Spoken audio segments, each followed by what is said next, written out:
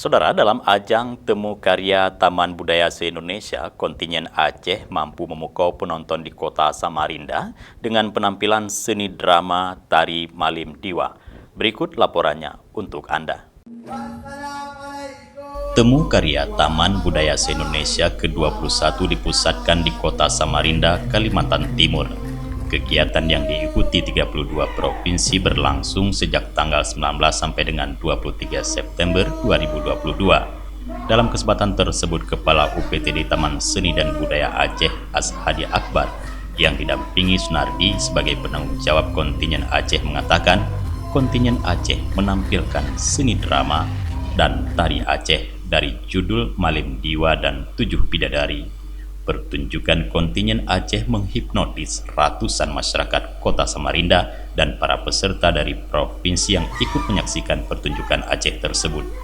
Malim Diwa menceritakan tentang seorang lelaki sebatang kara yang hobi berburu di hutan, dan pada suatu hari sang pemburu menemukan 7 bidadari yang sedang mandi di telaga suci. Luar biasa, Aceh hari ini sudah berhasil mementasan Malim Diwa dan 7 bidadari. Dengan apapun masalahnya di panggung, tapi mereka hari ini bisa menyampaikan kepada penonton bahwa inilah Aceh. Dan luar biasa, antusias dari penonton sangat luar biasa. Mereka bisa menikmati komedi dari Aceh.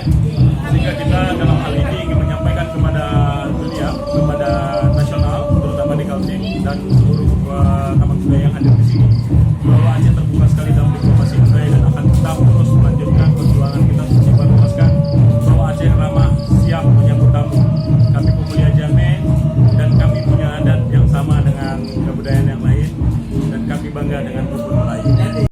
Drama ini dimainkan oleh Piskar yang berperan sebagai Malim Diwa dan 7 darah Aceh yang berperan menjadi bidadari. Drama tersebut diiringi 5 orang pemusik. Salah seorang pemain drama tersebut adalah Putih Alifa, merasa bangga bisa tampil di ajang Temu Karya Taman Budaya se-Indonesia di Kalimantan Timur dengan mempersembahkan drama Malim Diwa di hadapan ratusan masyarakat Samarinda.